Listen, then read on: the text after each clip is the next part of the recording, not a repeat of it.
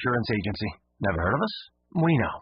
But to help it stick that our local agents are insurance experts, we're going to say local agent 3 times in the next 5 seconds. Local agent, local agent, local agent. Find us at comparinginsurance.com. KBLA Talk 1580 is dedicated to empowering our communities by providing progressive talk radio for our audience. We strive to be an intersectional voice for the voiceless. As a Black-owned and operated station, we are committed to highlighting diverse perspectives and creating safe spaces for meaningful dialogue. We believe that everyone has something unique to bring to these political, economic, social, and cultural conversations, and we don't shy away from the hard conversations about current events.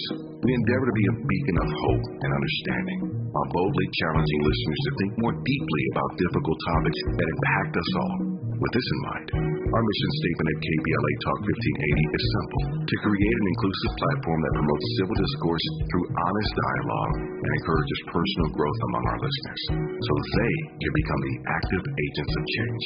Our vision is to establish ourselves as the premier radio network with relevant programming across the beloved community, connecting people through shared experiences and collective power for lasting impact beyond these challenging times.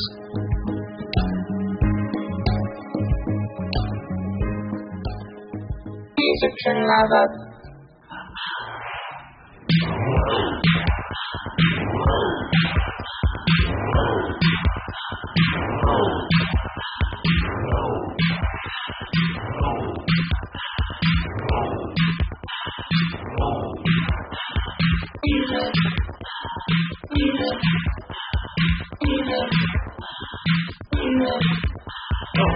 Egyptian lover. Egyptian lover, baby. Egyptian lover. Okay, Andy, with the throwback cut, you are checking out hour 2 of RSVP with Jill Munroe here on KBLA Talk 1580. You know, we've been talking hip-hop. We've been talking the 50 years of hip-hop. We talked a little bit about West Coast hip-hop and who the forefathers were. And in addition to names like Ice-T, King T, Ice Cube, the DOC, I threw out Egyptian Lover, and Andy just gave us a sample of that. So what you have to know about West Coast hip-hop in the 80s and starting out was a lot of it was dance-based. It was, we were dancing to 130 beats. I mean, is it 130? No. 150? I can't remember. Whatever the fast beat pace is, all of that music was hecka fast. We danced fast as heck. And Egyptian Lover was one of the DJs, MCs that was really popular then. He came up with Uncle Jam's Army, also was affiliated with the movement in Compton, Dudos, which is where NWA really birthed from. You know, they were, you know, working at the club and all of that stuff. We've all seen Straight Outta Compton. We know the stories. But Egyptian Lover was one of those that was in there. Uncle Jam's Army was a crew. They would throw parties at the sports arena here in L.A., packed out, no opening act, just DJs, a bunch of kids in there dancing hard as heck, fast as heck. And so those were kind of the origins of West Coast hip-hop, very dance-oriented, very fast, and then, you know, not so much the gangster mentality that we have become known for. But we've all seen the pictures of Dre and the World Class Wrecking Crew, so we know what's up. Anyway, thank you. You are locked in to RSVP VIPs. We have much to discuss. Now, last hour, I was telling you about grocery items to avoid at the grocery store. So I'm going to finish up that list just because your health is important to me, right? Right. So dented cans. I know this seems like such a small thing, but a dented can, it can really cause problems.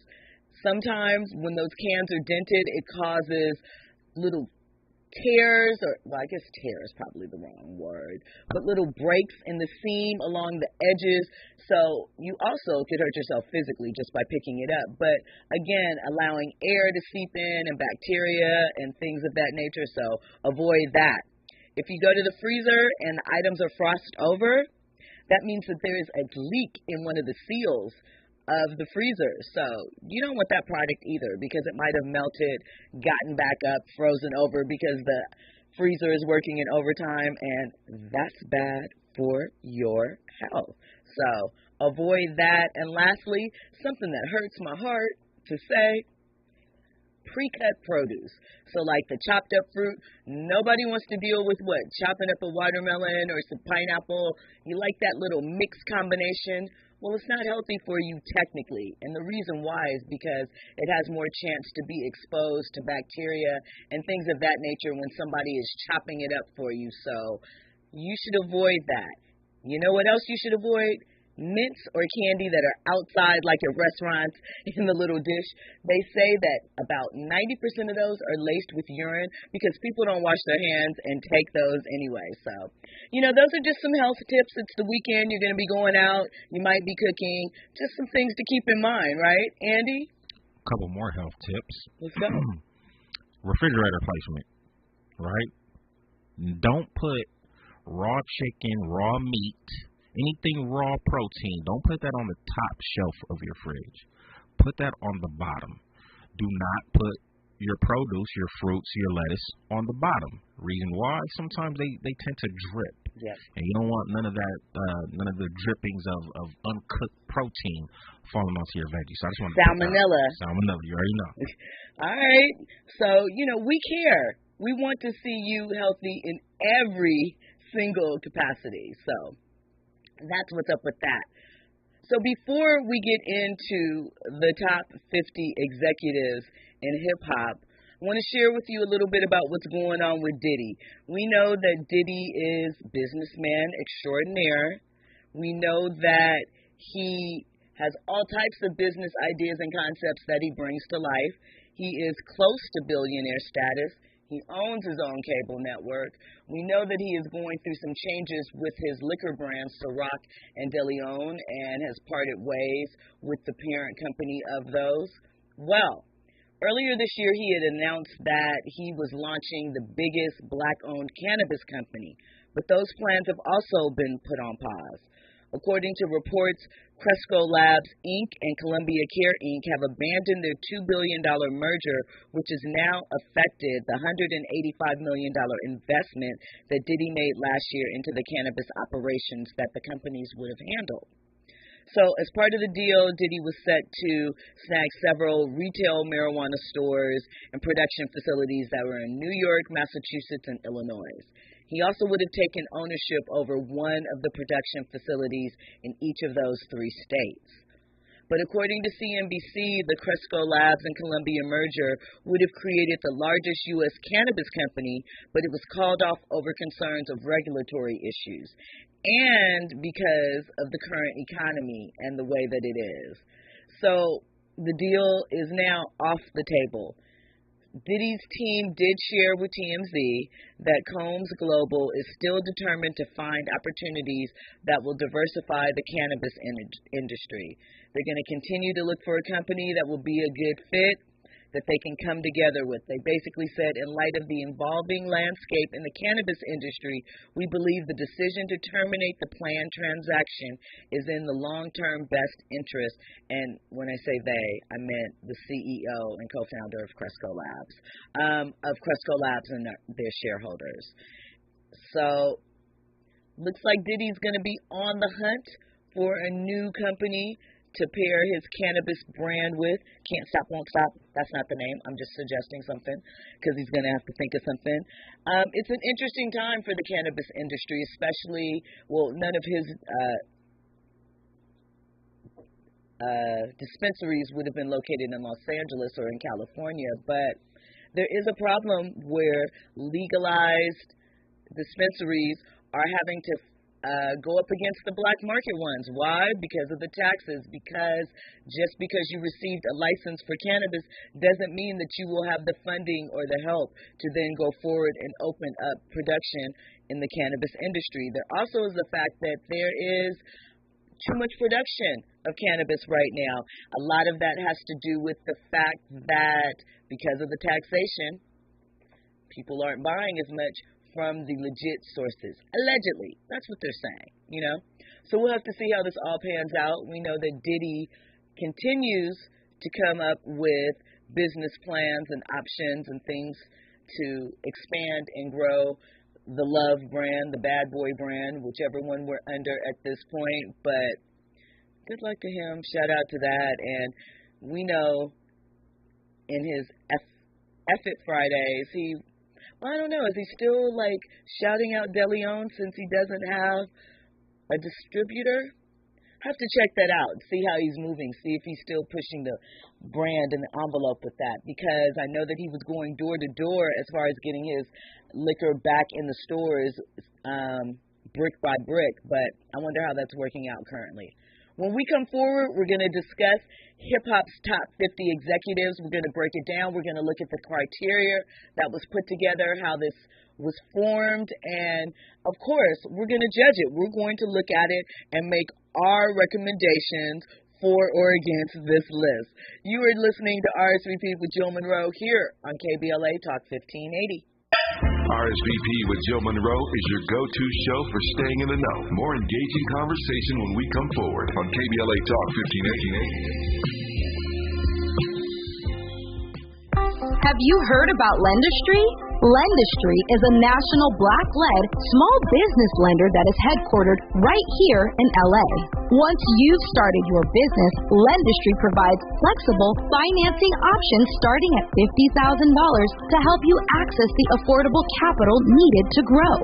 Whether financing is needed to increase working capital, acquire a business, purchase inventory and equipment, or refinance debt, Lendistry has a solution for you. Lending products range from traditional business term loans and non-revolving lines of credit to SBA 7A loans and commercial real estate financing.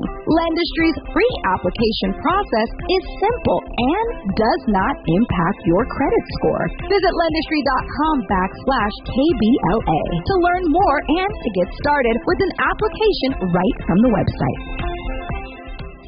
This is a special alert to all Americans who own a vehicle with less than 200,000 miles, with an auto warranty about to expire, or with no warranty coverage at all. Due to a decline in the economy, CarShield is announcing a low-cost, month-to-month vehicle protection plan that is now available to the public to save any driver out-of-pocket expenses on future auto repairs. Call now to find out how you can pay almost nothing for covered auto repairs. Yes, you heard that correctly. Pay almost nothing for covered auto repairs. An open phone line has been established for all drivers to call for a free quick quote. Call 800-381-8528 now. Drivers who are covered will not have to pay for covered repairs again. This protection plan is at an all-time low. Additionally, drivers who activate this vehicle protection today will also receive free roadside assistance, free towing, and car rental options at no additional cost. Call us for your free quick quote today. 800-381-8528. That's 800-381-8528. What do you have to lose? Call 800-381-8528. Again, 800-381-8528. KBLA Talk 1580 stands for Unity and Healing. African Focus Incorporated is a non-profit organization based in California that focuses on the growth and well-being of Africans all around the world. Their mission is to promote the well-being of people of African descent through knowledge and appreciation of one another by building a bridge of love and understanding. African Focus Incorporated strives for cultural, educational, and economic growth. They're the organization behind the African Family Induction Ceremony, African Goodwill Awards, African Focus Trailblazer Tours, African Dance Competition, and Showcase Los Angeles, Family Day, Good News Windows Microfinance Project, and more. To volunteer, travel with African Focus, or to attend one of their community building events, please call 310-676-7730. That's 310-676-7300. Or visit AfricanFocus.org. This is a diaspora-wide community call to action from KBLA Talk 1580. Keeping you informed, entertained, and always ahead of the curve. This is RSVP with Jill Munroe on KBLA Talk 1580. Hey, it's Jill Munroe. You are checking in to RSVP with Jill Munroe here on KBLA Talk 1580. And I just have to take a moment really quickly to shout out Dominique DePrima, the legend. She's in the YouTube chat. She just shouted me out, which I appreciate so much.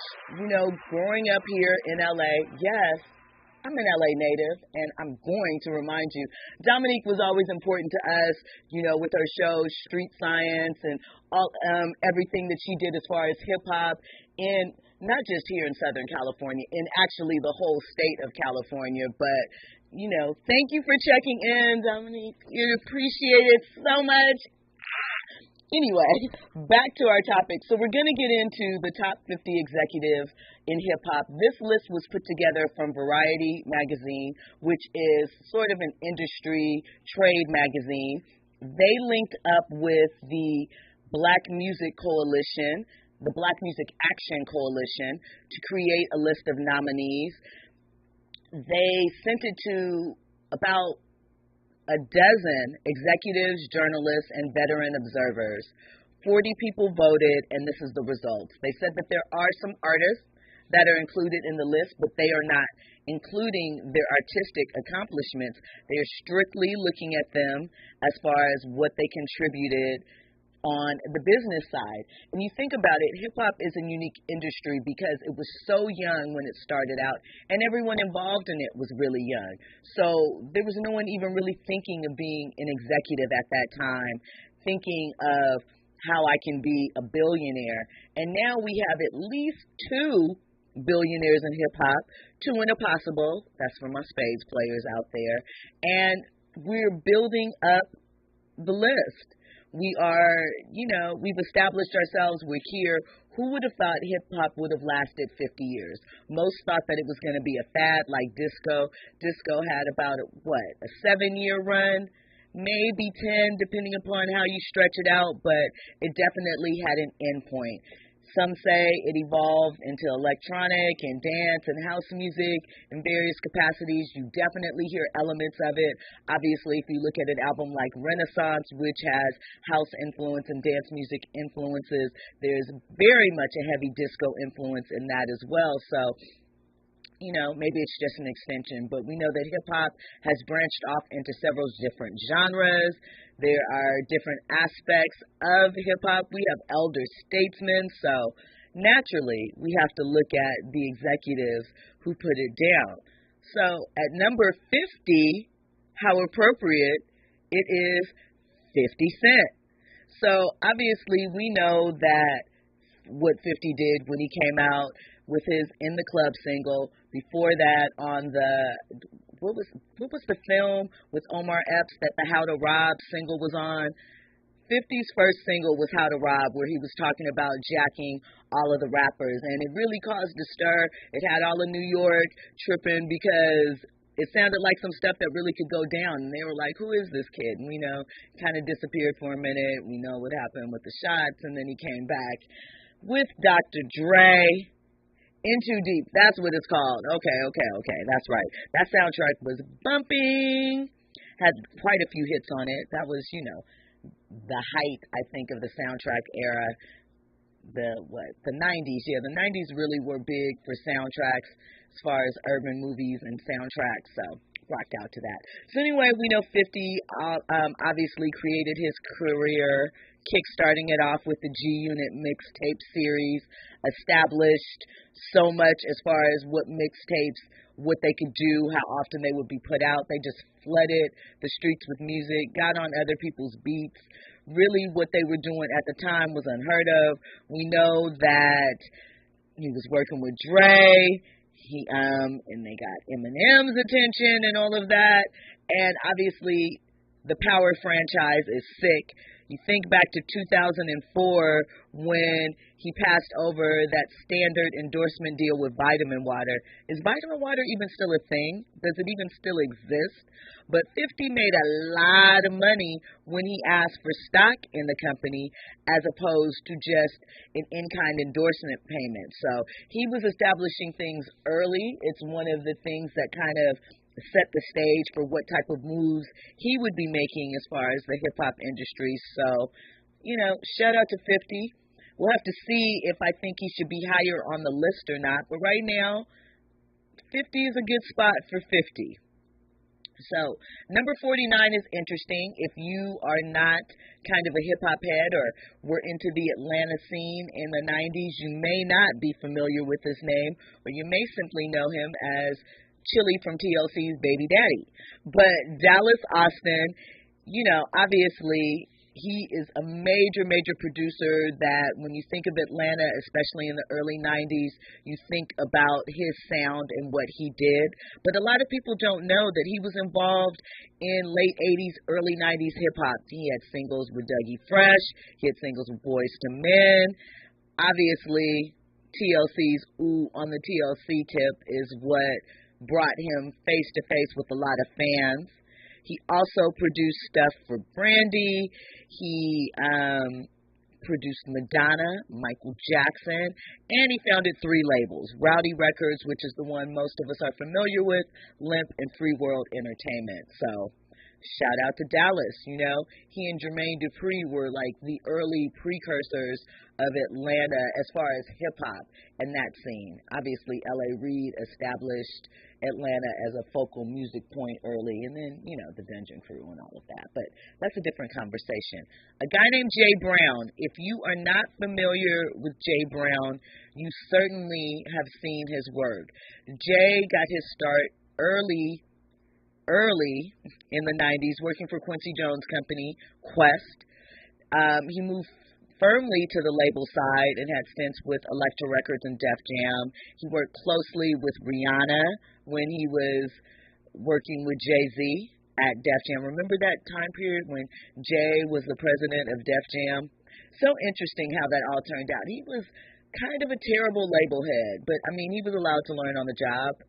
I suppose that's fine. It was an interesting time as well because even though at that time a lot of artists were signed to artist vanity labels, a rapper like that actually being the label head caused a little friction amongst some of the artists because ego, you know, that happens. But Jay Brown is someone that you should keep track of. He's played a key role in transforming multi-billion-dollar conglomerates like Live Nation, so they obviously manage Rihanna, A$AP Rocky, Megan Thee Stallion, Shakira, Big Sean, and many others. There's a label involved in that, as well as divisions devoted to branding, sports, publishing, philanthropy, music, education, all of that. So Jay Brown is a name that you should know. Maybe you want to research it.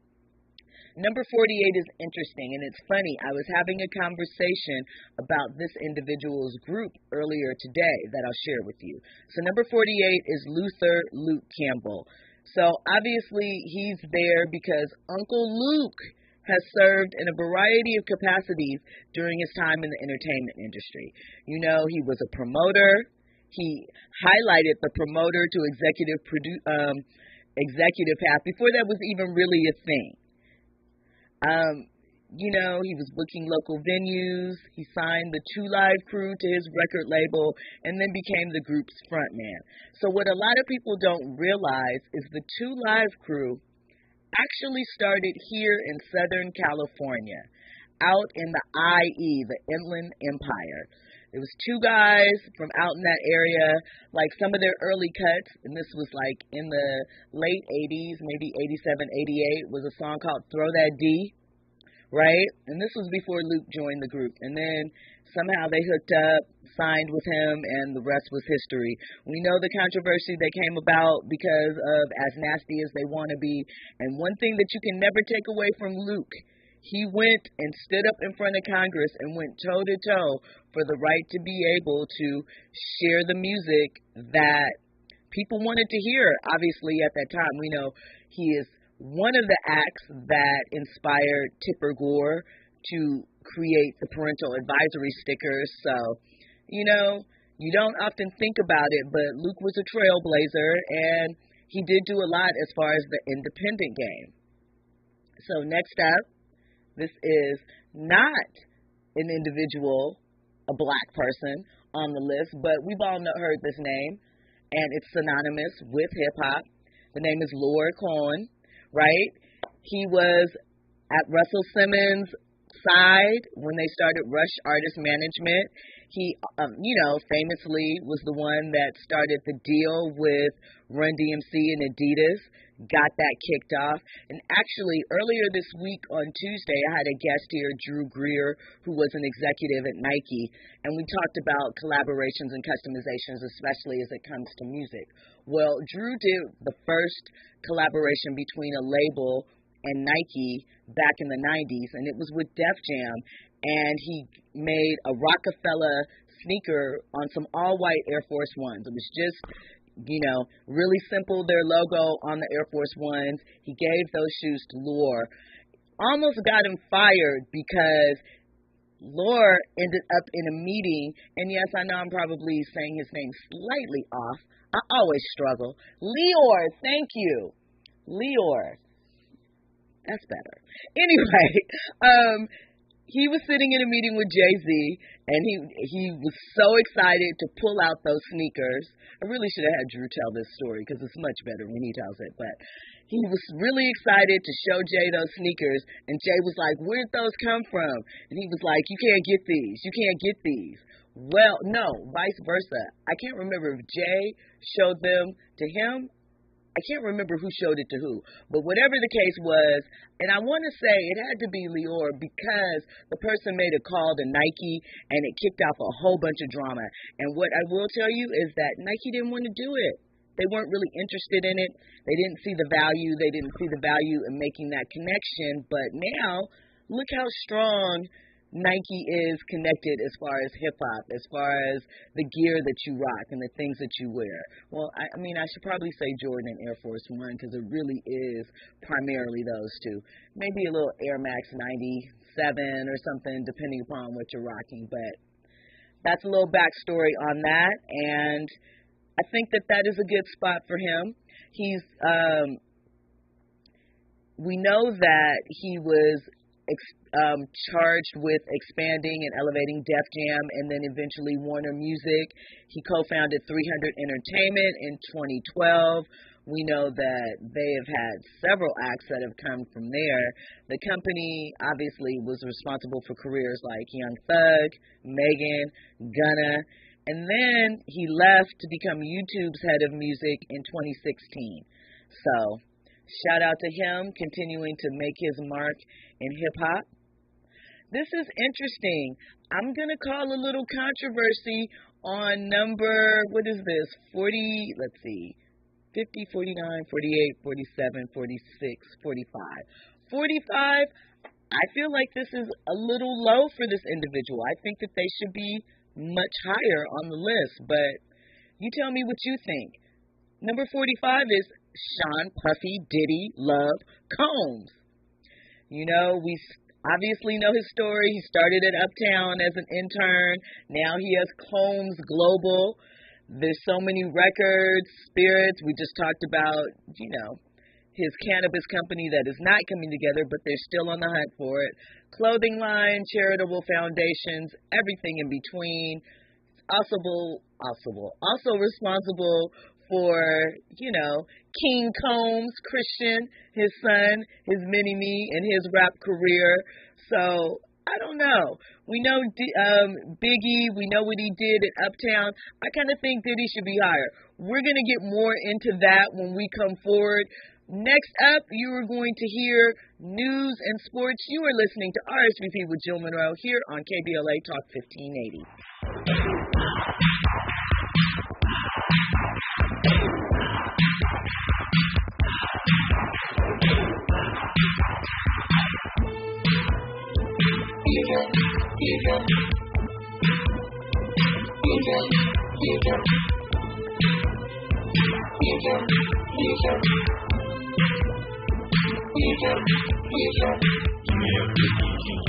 The total female population. I can deal with that situation. I don't care about my reputation. Give me a freaky combination. The total female population. I can deal with that situation. I don't care about my reputation.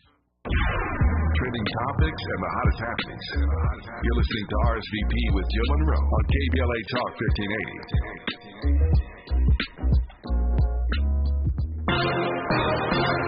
I'm Esther Dillard, and here's the latest from the Black Information Network. Georgia police say they'll release a mugshot of former President Trump if he's charged there for election crimes. The Democratic District Attorney in Fulton County has strongly hinted Trump will be. Fulton County Sheriff Pat Labatt promised reporters he'll provide them with a mugshot if Trump is arrested and arraigned. It marks the first time Trump would be forced to take a mugshot in any of his pending cases. Meantime, in Washington, D.C., Trump has pleaded not guilty to criminal charges connected to his alleged efforts to overturn the 2020 presidential election. He appeared in federal court today in Washington, D.C. And in Florida, a man is in custody after his wife's remains were found in 3 suitcases floating in a South Florida waterway. And that's the latest. I'm Esther Dillard on the Black Information Network and BINnews.com. Hi, we're Comparing Insurance Agency. Never heard of us? We know. But to help it stick that our local agents are insurance experts, we're going to say local agent 3 times in the next 5 seconds. Local agent, local agent, local agent. Find us at comparinginsurance.com. KBLA Talk 1580 is dedicated to empowering our communities by providing progressive talk radio for our audience. We strive to be an intersectional voice for the voiceless. As a Black-owned and operated station, we are committed to highlighting diverse perspectives and creating safe spaces for meaningful dialogue. We believe that everyone has something unique to bring to these political, economic, social, and cultural conversations, and we don't shy away from the hard conversations about current events. We endeavor to be a beacon of hope and understanding, while boldly challenging listeners to think more deeply about difficult topics that impact us all. With this in mind, our mission statement at KBLA Talk 1580 is simple: to create an inclusive platform that promotes civil discourse through honest dialogue and encourages personal growth among our listeners, so they can become the active agents of change. Our vision is to establish ourselves as the premier radio network with relevant programming across the beloved community, connecting people through shared experiences and collective power for lasting impact beyond these challenging times.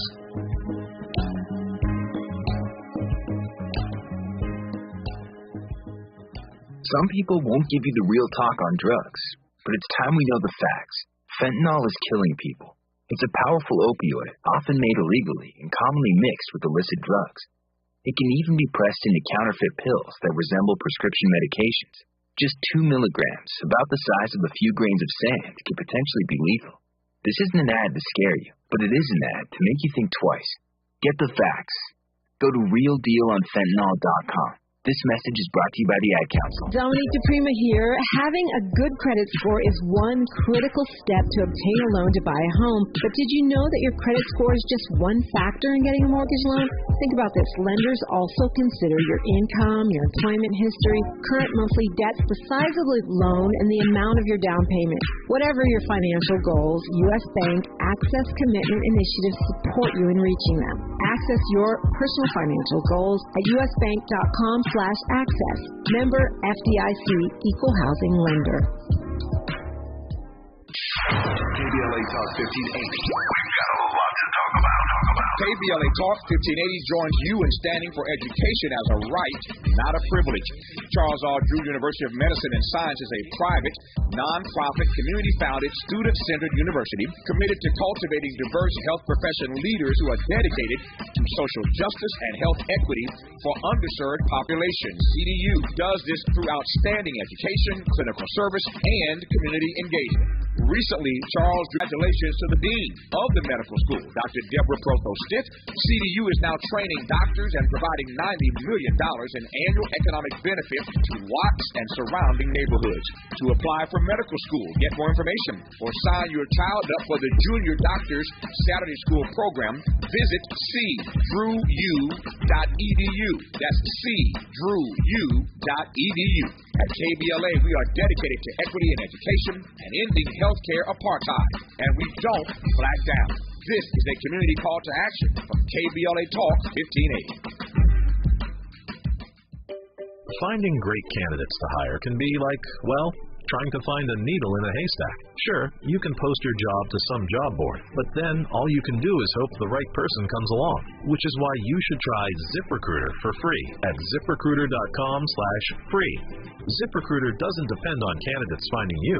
Its powerful technology identifies people with the right experience and actively invites them to apply to your job. You get qualified candidates fast.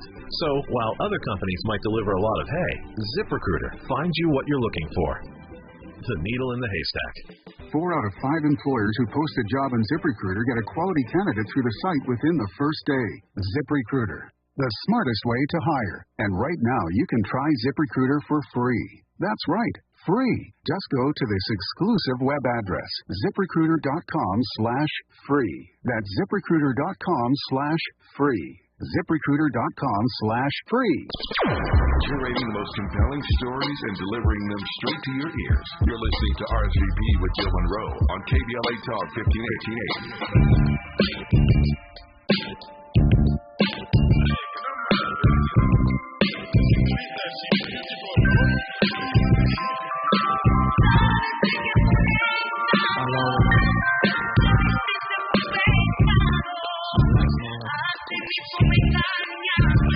Honey, I keep it hot and wet, flooded with ice. Need to spend all day, chill all night.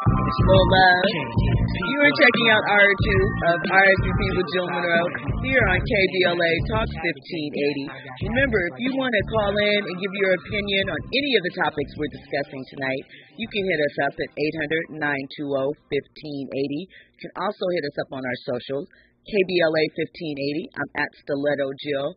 Andy had a question. I wanted to know, you played Egyptian Lover, you pulled out Egypt for me out the cut.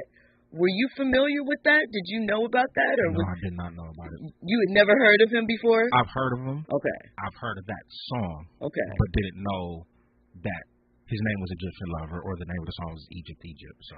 So yeah, that's one of his biggest hits. My personal phase, I was like, mad little, probably too little to even be listening to this, was he had a song called Dial a Freak, and you know that's when you had your actual dial punch-in phones, and there was a phone tone at the start of the song. I used to try and figure out that phone number, you know, like you're a little kid. I don't know why, I don't know what I thought I was going to call and discover, but I was trying to like match the tones up.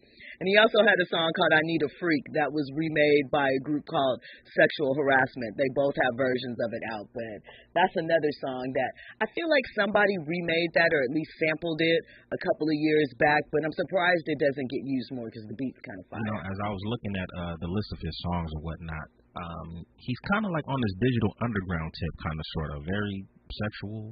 It's like a lot of his music is like Egyptian Lover, so you know, there it is.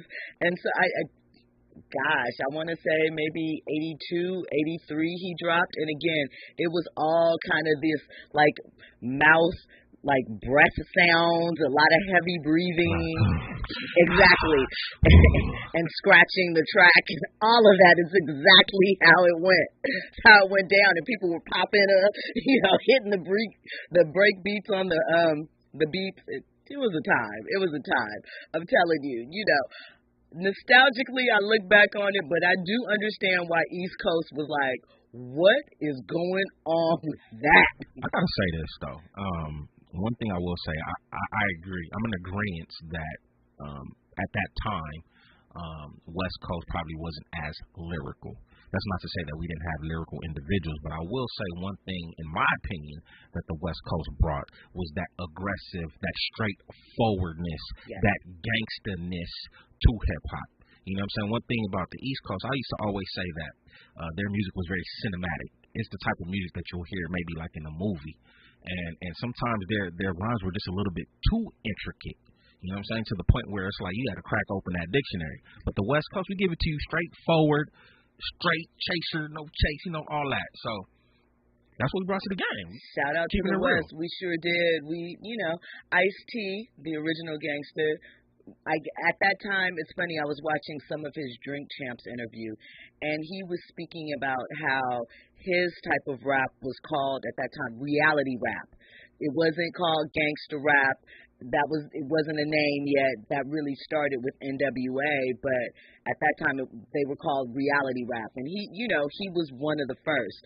I remember Venice Beach on a Sunday used to really be the thing, and Ice-T used to be out there with his perm and his glasses and his like leather looking suits battling people with rap. This was not too long after the movie Breaking came out, so a lot of those people would be out there. Anyway, that's a real quick deep dive into West Coast rap history, and one day we'll talk about how important Venice Beach was to West Coast hip-hop and how much really emerged from there and what used to go down there on Sundays as far as hip-hop. But that's a story for another day. We're about to get back to this list.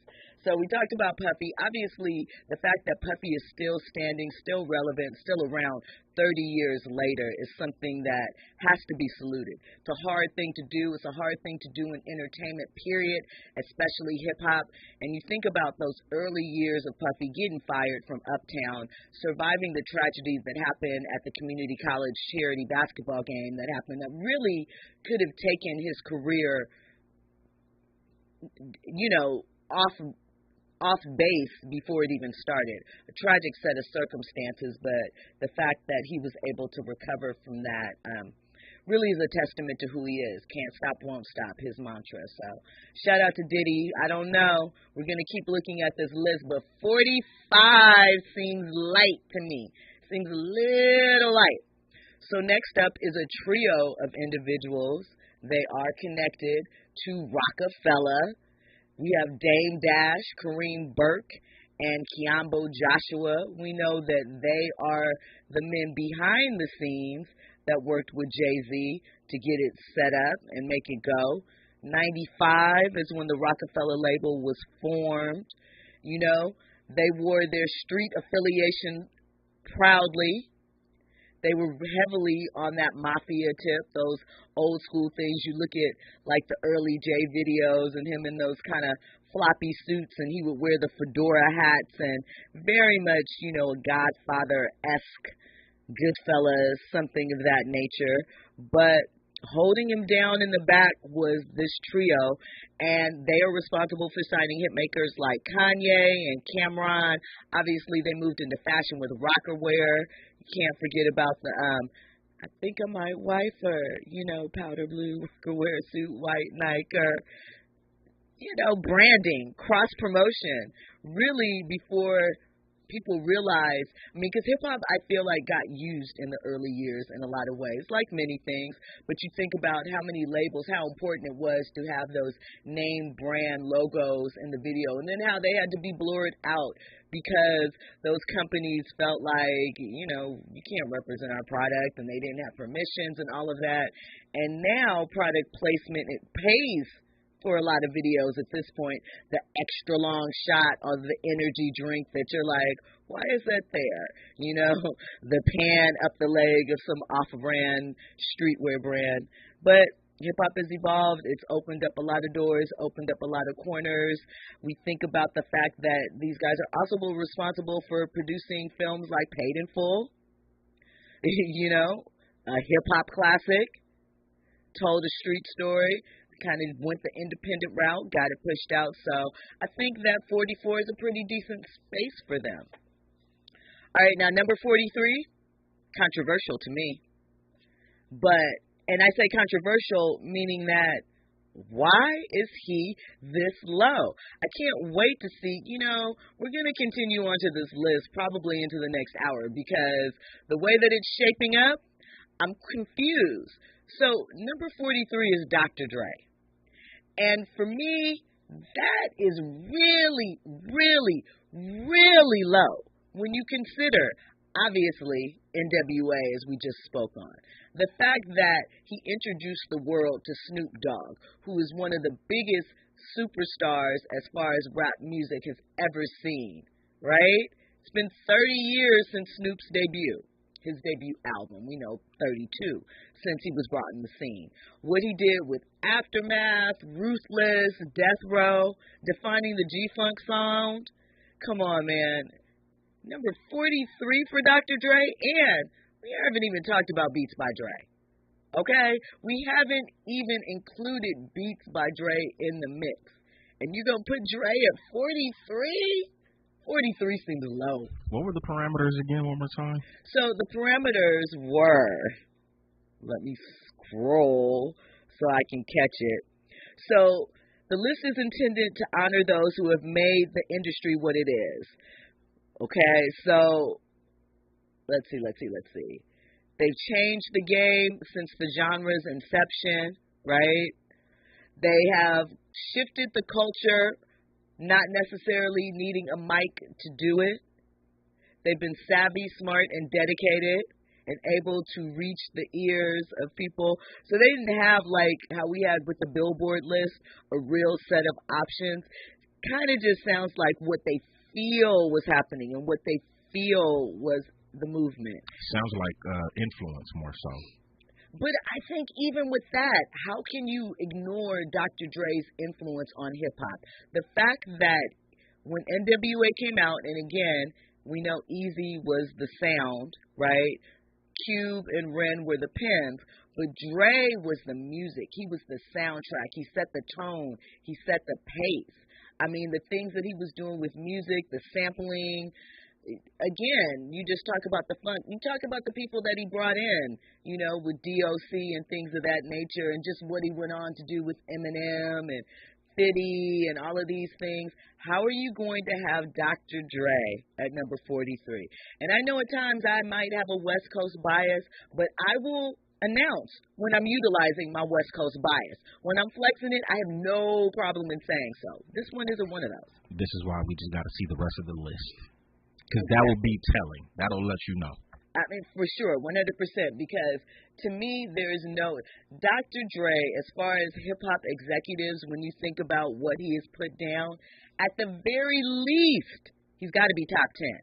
Like, that is the very least. And if I'm not mistaken, this past Grammy Awards, the Grammys kind of awarded him with the new Grammy, a Black Grammy Award under his name. So, I mean, I'm saying, so, listen, Dr. Dre should be higher. When we come forward, we're going to get into more of the list, because I'm sure they have some twists and turns for us. We're also going to talk a little bit about more of these trending topics and headlines. I got a couple for you that we haven't discussed that you need to be aware of. All of that and more. You're listening to RSVP with Jill Munroe here on KBLA Talk 1580. Infusing us into fun and entertainment in every episode. You're listening to RSVP with Jill Munroe on KBLA Talk 1580. More when we come forward. Contracts, and grants. This is Rambo, and I'm back August 5th. Contracts, and grants. I'll be at the Westin Hotel, LAX, Saturday, August 5th. Me and my guests are fast-paced in the contracts and grants. They only speak 6 minutes each. I have LA County, I have the city, I even have Everett, the CEO of Lindustry, coming to talk to you guys. And for the first time ever, I have Metro's Director of Certification coming. We average over 700 attendees, so you know the rules. Parking's about $15 with the event validation, event, coffee, snacks, all free, paid for by Rambo and Lindustry. And yes, you can bring guests. So save your seat, DeonRambo.com. Listen, contract ready's only 2 hours from 10 a.m. to 12. But if you get there around 9:30, I'll probably be doing some Q&As and things like that before the event. I never get a chance to do. I honestly keep saying, I don't know what's more important for LA businesses right now than local contracts. So I'm back, Westin Hotel, LAX, Saturday, August 5th. August 5th. It takes 2 minutes to register. DeonRambo.com. Go register now. DeonRambo.com. Dominique DePrima for KBLA Talk 5th credit score. Well, look, you can rebuild it. There are lots of factors that go into determining your credit score, but one of the most effective ways to improve your score is to consistently pay your bills on time, over time. If you're forgetful about payments, like me, try automating your bill payments. That way all your creditors get paid on time, and you'll have freed yourself of trying to remember. Whatever your financial goals, U.S. Bank Access Commitment Initiatives can help support you in reaching them. Access your financial goals at usbank.com/access. Member FDIC, Equal Housing Lender. At Charmin, we heard you shouldn't talk about going to the bathroom in public, so we decided to sing about it. Roll Charmin ultra strong when you drop in the beat. It cleans with way less effort on your seat. Yeah, roll it, drop it, yeah, roll it, drop it. Charmin flows extra strong from the road. Your butt hella clean while you're sitting on the bowl. Yeah, that's all you need for that bathroom groove. Gets you in and out without nothing to prove. Charmin Ultra Strong cleans better so you can use less. Enjoy the go with Charmin. The California Crusader newspaper would like to thank all of our subscribers for their support throughout the years, proudly serving the South Los Angeles and South Bay areas for more than 40 years. The California Crusader is a multicultural, black-owned, adjudicated newspaper that focuses on providing newsworthy information to the people in our community. We're constantly looking for ways to assist businesses in our community to connect with our subscribers. We provide low-cost, effective ways to promote your business with our reasonable and affordable advertising rates. You can participate by suggesting, sharing, and submitting your stories on the California Crusader newspaper Community Share Facebook group page, or visit our website at cal-cruise-news.com. That's calcruisenews.com. Then click on the Submit Now button located on the top right corner of the homepage, or text CCN to 42828. Again, text CCN to 42828. The California Crusader newspaper, working together to build a better community for our future. Subscribe today. Now back to more captivating conversation on RSVP with Jill Munroe. Hey, you are tapped in with Jill Munroe. This is RSVP on KBLA Talk 1580. We are talking the top 50 executives in hip-hop for the 50th anniversary of hip-hop. And right now, this list is kind of tricky to me. I don't know. I feel like they got some people low down here. Of course, I had to peek a little bit ahead to see what was coming up. And I don't know, we got a lot to talk about because I feel like there's some recency bias going on. But we'll have to see. So next up is Jermaine Dupri. I feel like he's another one that is kind of low in this lineup. We know Jermaine has been involved in entertainment, hip-hop especially, since he was a kid. We saw him at like 12 years old, hitting his pop locks with his Jerry curl in the Houdini video at the Fresh Fest, which used to go on in the 80s. Shout out to JD in that. We know that he was like one of the youngest hip-hop producers ever when he dropped with his group Silk Times Leather. This was before TLC. It was a all-female group. I can't remember what their first single was, but I like Silk Times Leather. It dropped in about 90. He produced a single for them. And then, obviously, we know what he did for hip-hop and kids in hip-hop with Criss Cross, you know, backwards, because Inside Out is wiggity, wiggity, wiggity, whack. You know, and then obviously Bow Wow, the Brat. I wasn't going to forget the Brat, his partner in crime, when she stepped out with Funkdafied, first solo female hip-hop artist to go platinum. There's no denying his imprint on hip-hop. Obviously, it expands into R&B too, and he's a producer. We know he produced The Rap Game, which is a show where Lotto came from. She wasn't interested in signing with JD because of his kid heritage. She felt like she was trying to keep her in a box, and Lotto turned out to be right with that one. He's also in the Songwriters Hall of Fame, et cetera, et cetera, et cetera. Andy, what do you have to add? You know, before JD was what? It was the Rockefeller Crew? I mean, it was Dr. Dre? Yep. Then it was the Rockefeller Crew, then it was D, right? Yep. It's interesting that JD is above all of them cats. Exactly. And I say that to say, I don't know if it'll ever happen again, but the Diddy JD versus, I don't know if Diddy really wants that smoke with Jermaine Dupri. We've had this conversation because here's the thing. Realistically, JD has some cuts, and the sequencing, depending upon, it depends on how they sequence that verses.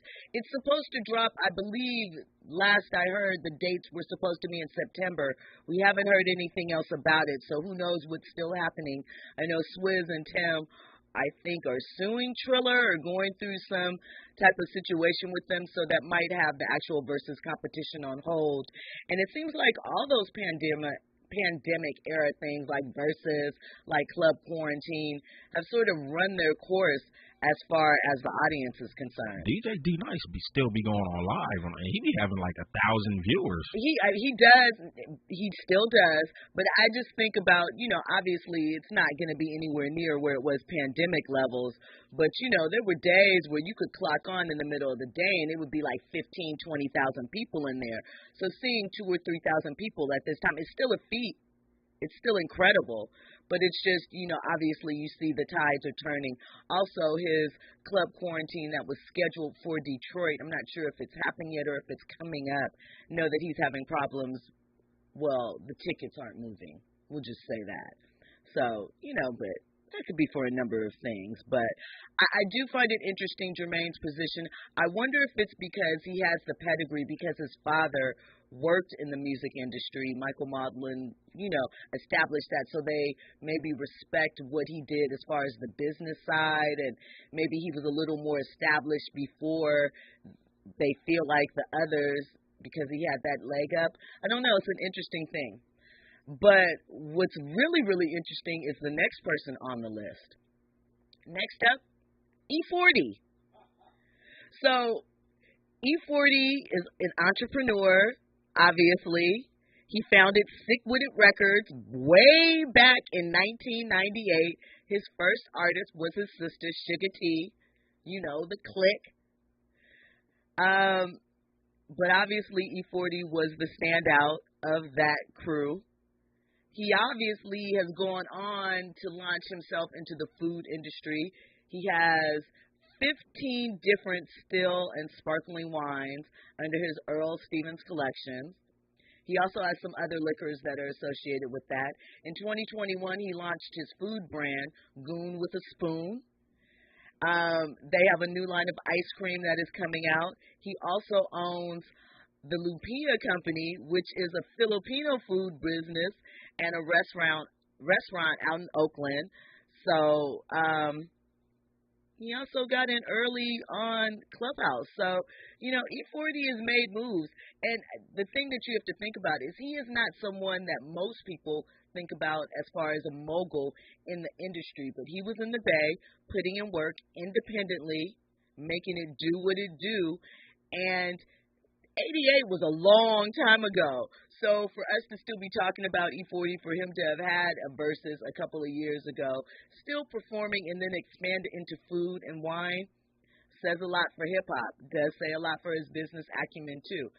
Don't know if he should be ahead of Dr. Dre, Puffy, and the others, but we'll take it.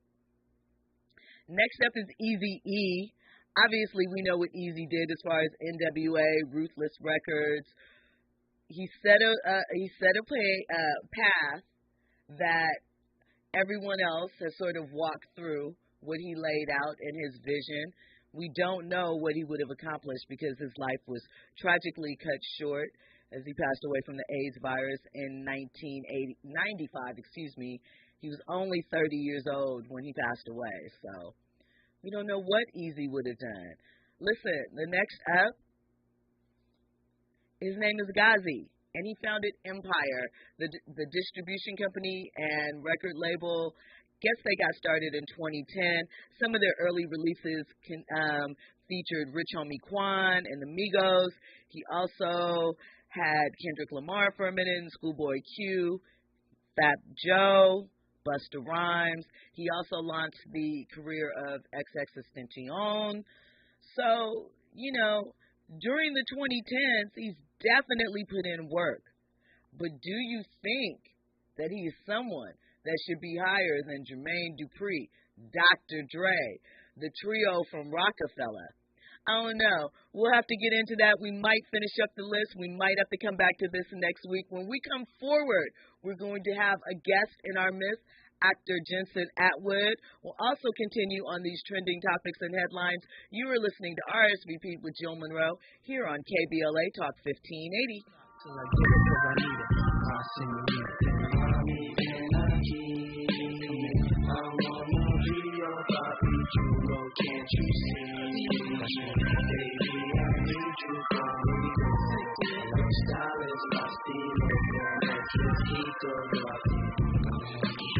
Baby, come to me, baby, come to me.